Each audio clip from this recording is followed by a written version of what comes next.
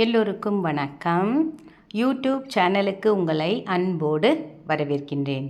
நல்லதே நினைப்போம், நல்லதே நடக்கும்னு சொல்லி இந்த பதிவை நான் ஆரம்பிக்கிறேன். இன்றைக்கான தலைப்பு என்னன்னு பார்த்தீங்கன்னா, செவ்வாய்க்கிழமையில் முருகனை நினைத்து இதை செய்யுங்கள், கடன் அடைந்தே தீரும், இரவில் செய்தால் ரெட்டிப்பு பலன், அருமையான தாந்திரிக பரிகாரம், கடனே வராது, பணக்கார யோகம் அப்படின்னு தலைப்பு போட்டிருக்கேன் இல்லைங்களா?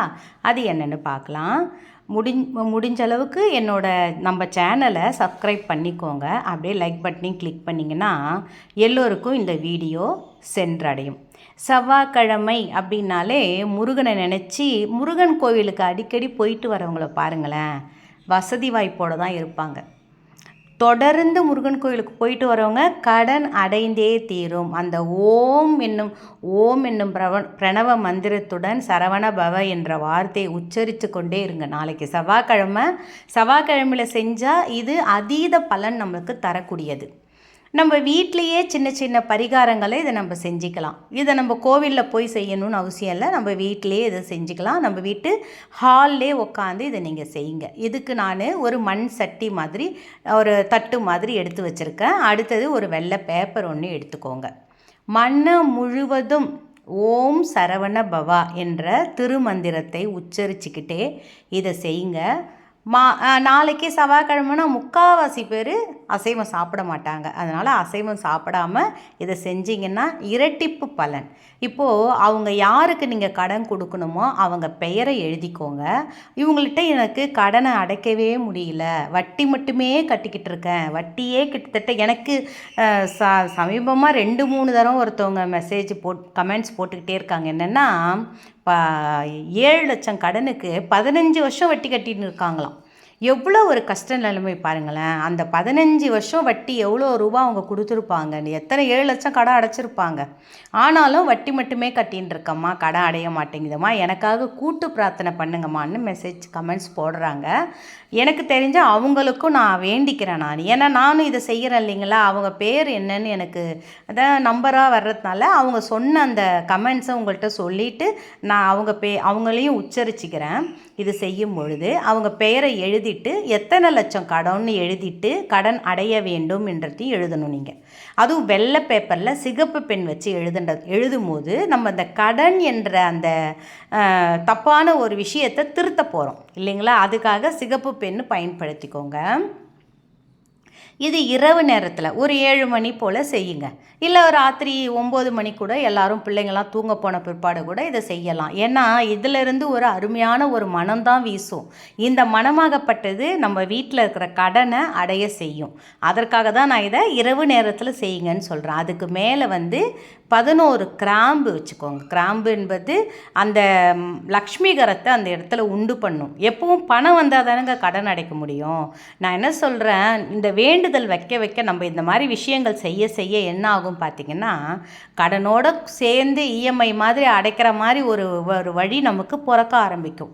அதே மாதிரி செவ்வாய் ஹோரையில் ஒன்று பண்ணணும். அதையும் நான் உங்களுக்கு வீடியோவில் போடுறேன். இப்போ இந்த வீடியோவை நீங்கள் நல்லா ஸ்கிப் பண்ணாமல் எனக்கு ஆதரவு கொடுங்க. நான் உங்களுக்கு ரெமிடிஸ் நான் சொல்கிறேன். சரி, இதுக்கு மேலே கிராம்பை வச்சிட்டோம். அடுத்தது வெள்ளை பேப்பர். நீங்கள் இந்த மாதிரி இந்த தட்டே இல்லைன்னு வச்சுக்கோங்களேன், வேறு ஏதாவது ஒரு இரும்பு முறம் அந்த மாதிரிலாம் இருந்தால் கூட பரவாயில்ல. அடுத்தது சாதா கற்பூரம். இது வில்லை கற்பூரம். நம்ம சாமிக்கு பூஜை பண்ணுறோம் இல்லைங்களா, அந்த கற்பூரத்தை 2, 3, 4 கூட வச்சுக்கலாங்க. ஏன்னா நல்லா எரியணும் இல்லைங்களா, அதுக்காக அந்த கற்பூரத்தை நம்ம அதை வைக்கிறோம். இதை நீங்கள் செய்யும் பொழுது மனம் முழுவதும் அந்த ஓம் என்ற வார்த்தை அதில் இருக்கட்டும், பிரணவ மந்திரத்தோடு சேர்த்து அந்த சரவண பவா என்ற மந்திரம் இருக்கட்டும். இப்போ கற்பூரத்தை ஏற்றிடுவோம். கற்பூரத்தை ஏற்றும் பொழுது உங்களுக்கு நல்லாவே 100% நான் சொல்கிறேங்க, இந்த ஒரு விஷயத்தை நீங்கள் தொடர்ந்து செய்யும் பொழுது உங்கள் கடன் பிரச்சனை தீர்ந்து போகும்.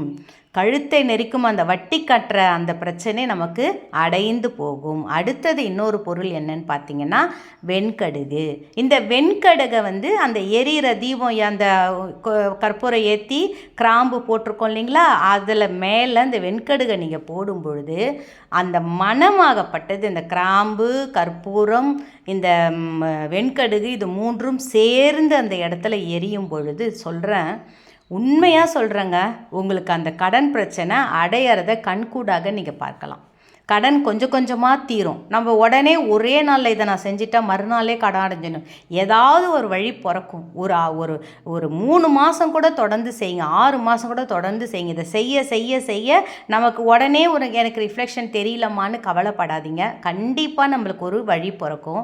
அதுக்கு இது நல்லா திருப்பி அந்த அந்த கடுகு எரியாமையே இது நின்றுடுச்சின்னு வச்சுக்கோங்களேன். அதுக்கு மேலே திருப்பியும் அந்த கற்பூரம், இன்னொரு கற்பூரத்தை வச்சு ஏற்றுங்க. அந்த பேப்பரு, நான் இப்போ வீடியோவில் காட்டுற பேப்பர் ஃபுல்லும் எரிஞ்சிருச்சு. அடுத்தது என்ன பண்ணலாம், அந்த கடுகு அந்த நெருப்பில் நல்லா உங்களுக்கு இதுவாகணும் இல்லைங்களா. அதுக்காக நம்ம பேப்பர் போட்டு எரிக்காமல் 2-3 அந்த பிரிஞ்சி இலை இருக்குது இல்லைங்களா, அந்த பிரிஞ்சி இலையில் கூட கடன் அடைய வேண்டும்னு எழுதி அது மேலே வைங்க. இது எல்லாமே நிஜமாக சொல்கிறேன்ப்பா, கண்டிப்பாக என்னோடய சப்ஸ்கிரைப் பண்ண என் பிள்ளைங்களுக்கு இது நான் உண்மையால ஆறுதல் அளிக்கிற மாதிரி வார்த்தை தான்.